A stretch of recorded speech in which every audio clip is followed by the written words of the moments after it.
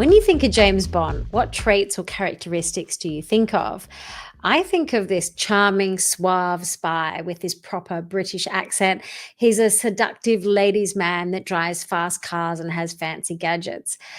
He's impeccably dressed in this, clean cut suit. When he introduces himself, do you remember what he says? Bond, James Bond. And when he orders a drink, what does he ask for? Martini, shaken, not stirred. We all know the lines, right?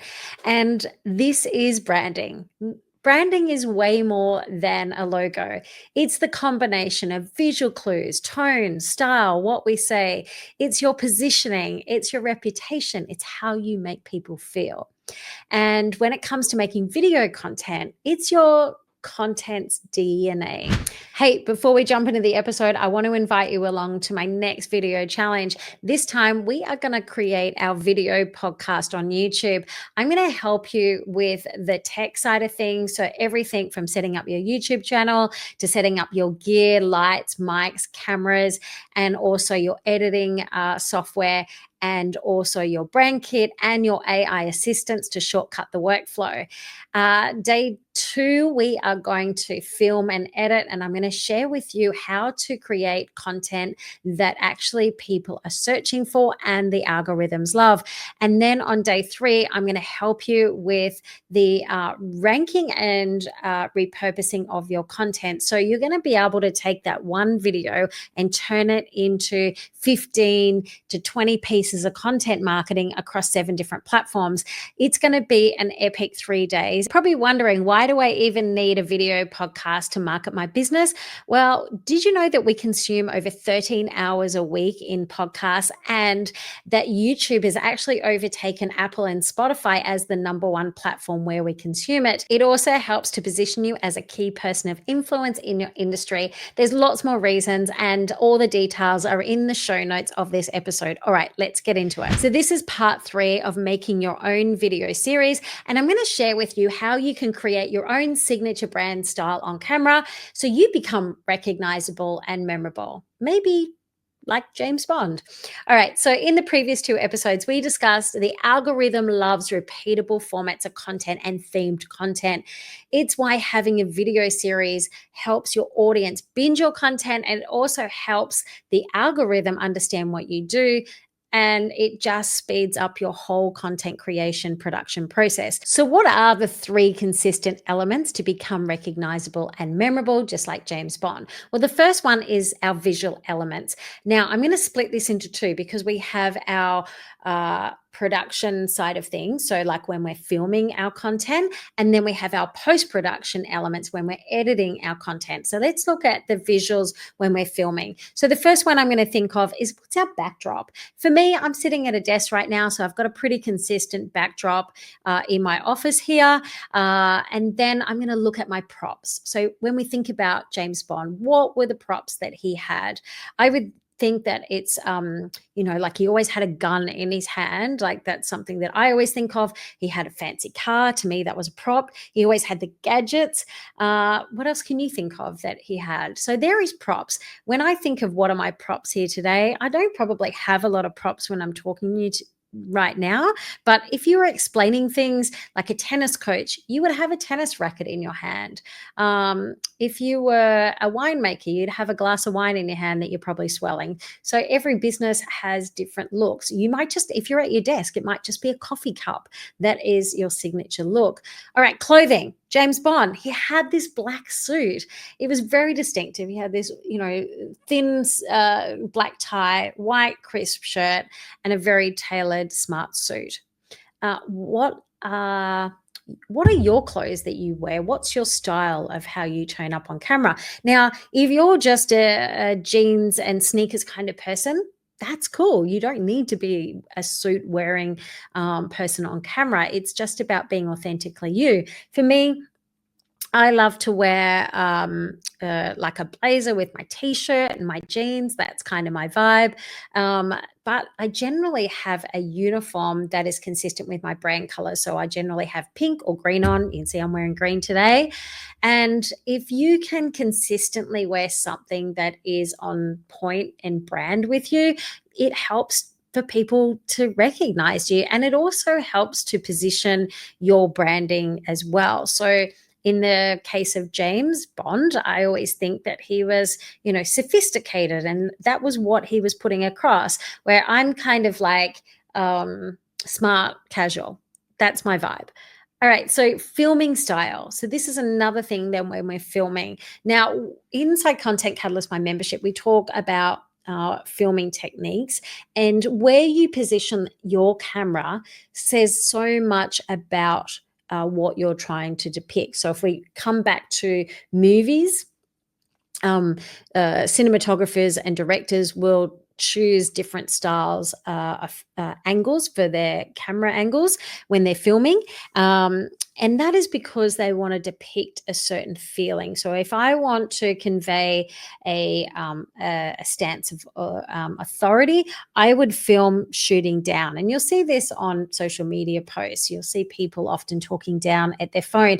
Now, it's mainly because they've probably got a laptop here or their phone is down here and they don't have a tripod, but it really does send a message and convey a message of what you're trying to position yourself as. Same thing as if you're talking upwards. While it might be a flattering angle from physically, it can demean your authority stance. These are certain elements that we have when we're filming that can convey different messages. Personally, I like to have my camera at eye level. Now, I often see this if you're in an office and you're filming and you're using your webcam. What often I see is people are using their webcams that are right up on their monitors like this, and they end up looking like this, and they end up having all this headroom up here. We don't want to see that. I want to encourage you to get your webcam and drop it down. Now, there's different gadgets that you can use to get your webcam down, but if you're doing Zoom meetings like that, it diminishes your authority. And yeah, so I just want you to really think about different camera angles of where you're shooting from. I like eye level. Eye level is I want to have a conversation with you. I want to feel like, we're in the room together. So have a think about that. The next one is with filming styles with your content. For example, with your videos, you might be doing talking head videos to camera. I like doing talking head videos. I do a lot of live videos and a lot of stories. So it's very ad hoc. It's very unscripted content. The other style of content that you might be doing is voiceover content. I'm seeing this a lot on social media where people are editing B-roll clips together and then doing their voiceover on that. Now, I think that's a great way of showing up on camera when you don't want to show up on camera. And in fact, I did this when I was first starting making content, where I would film my talking head part to camera, my face to camera shot, and it was my hook. So I would literally record my hook, 3 seconds, and then the rest of it was a tutorial or a step-by-step or B-roll where I would do a voiceover on top of that. So that's a great way if you don't want to show up on camera much. Just record your hook face to camera and then voiceover, B-roll, everything else. So we spoke about camera angle. Lighting matters. I am always going to tell you above everything else, you don't need fancy cameras. You can get 4K quality out of your phones, but audio matters. And I would always recommend investing into good audio just to start with before anything else, because people will endure bad quality video, but they will turn off the moment that there's bad audio. I've done it myself many, many times. I see people using their little headphones and earbuds and things like that, and it reverberates, and it's terrible. I was watching one massive course creator who has made a lot of money online. Clearly, he doesn't need to worry about his production quality because how much he does, but he really diminished the quality when I saw his video masterclass, and he was looking down at his laptop and he had the earbuds in and the audio was terrible. I found it really hard to sit through his masterclass. And all he had to do was get a really cheap microphone and bring his laptop up, and it would have just elevated his credibility and his content to repurpose it as well so much more. So this is why I say to you, have it always think about making sure you've got good audio, but your lighting can really create different emotions. And when it comes to creating content, it can, make your videos look so much more professional.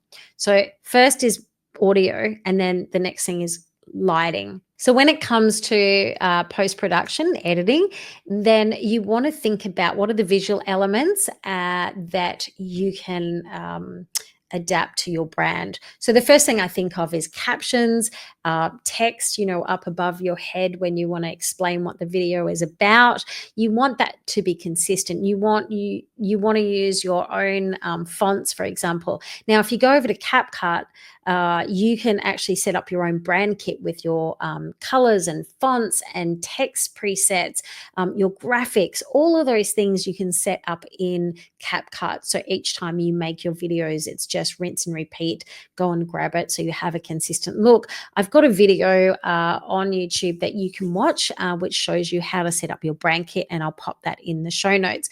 But those elements always come to mind. The next style is graphics. So you want to put like stickers or graphics elements up to help show what you're doing.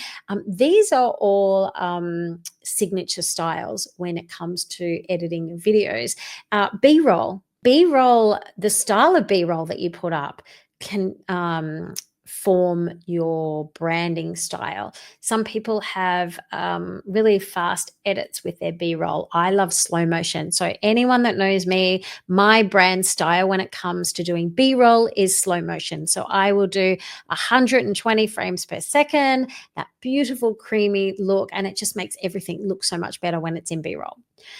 Okay, memes, a lot of people use memes in their content, Giphies, like all that kind of stuff. The colors that you use on screen with all of those graphic elements. The other thing that you can do that really changes the mood of your content, which positions your branding, is what we call LUTs. So these are like colors that they use in, filmmaking and TV and things like that, will give a certain feel. So you can actually just put a LUT over your content, which gives it that distinctive feel each time. What style of editing really helps to position your branding? When it comes to positioning your brand, how do you want to show up online? Now, in my program, Content Catalyst Blueprint, this is to give you a content marketing strategy. And I have a whole brand, like a whole lesson in there about branding and how to identify your brand style. So we talk about different words that depict who you are. What do you want to be known for? And we start to pull all these elements out of the style of what makes you recognizable. When it comes to how you talk, you'll know that if you've seen any of my videos, I probably talk very fast and very energetic. So I always have to bring myself back to, slowing down and talking. And often when I see my videos online, I think I talk too slow. So it's one thing that I'm always aware of. How do you talk? How pronounced are you with your words? Like, are you fun? Are you serious? Are you, all these things really come into how you make people feel.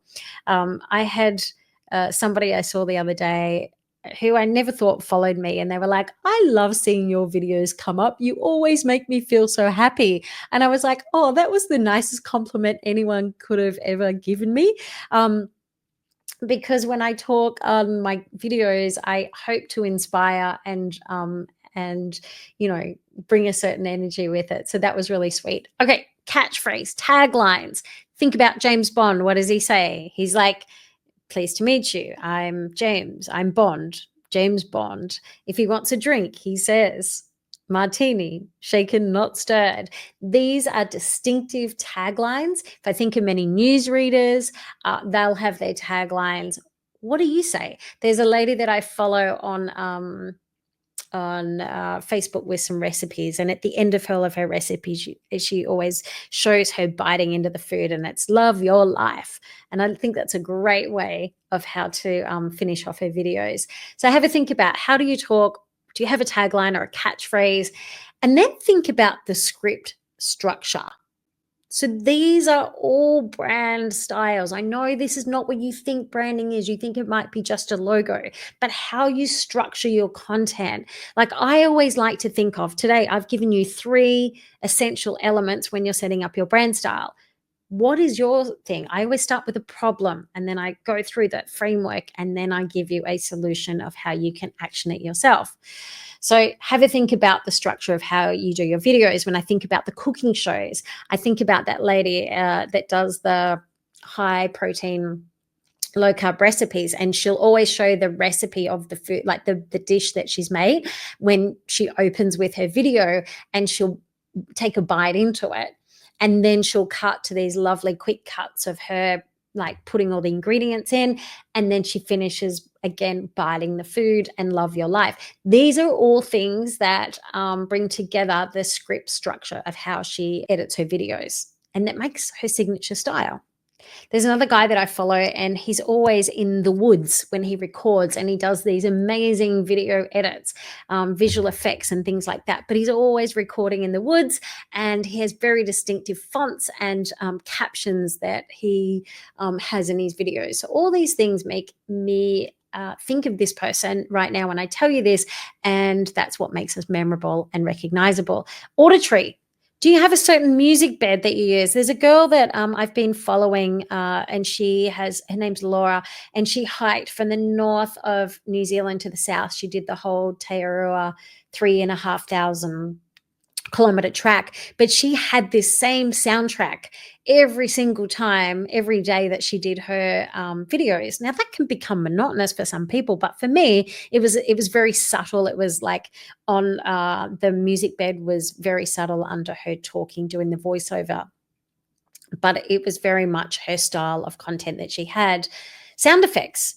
I think of a few creators that repeat their sound effects throughout their content, their videos, and I do the same. I have certain sound effects that I love using. So these are all subtle sensory clues that give us guidance of what your brand is about and why people should stop the scroll.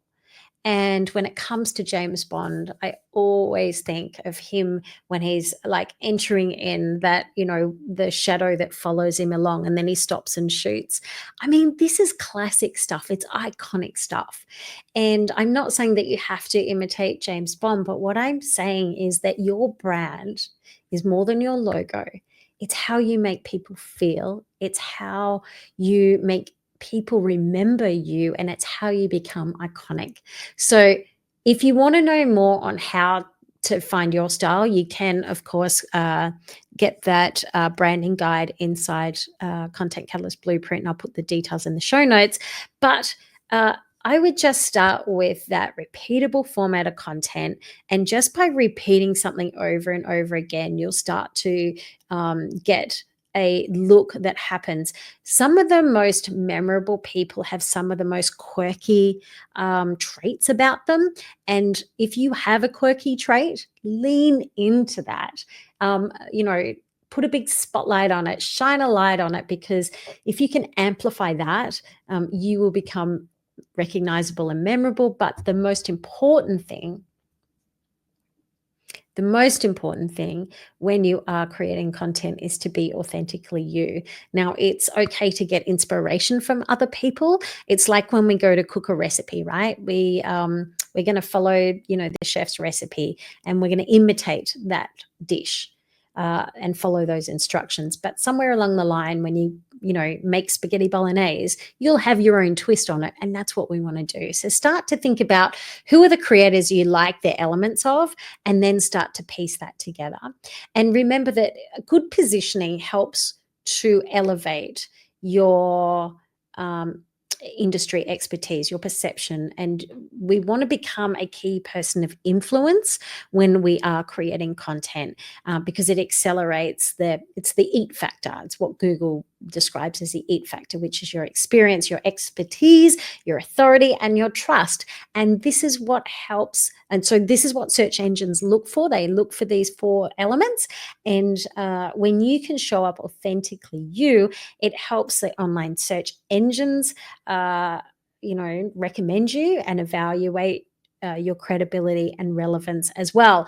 And it also helps, like I said, to build a relationship and a rapport with your audience, so they come to you instead of anyone else. And you are, like I said, the go-to person in your industry. Now, if you want to go deeper, connect with me. All the details are in the show notes. Until the next episode, I'm Deb Szabo, and thank you so much for spending this time with me.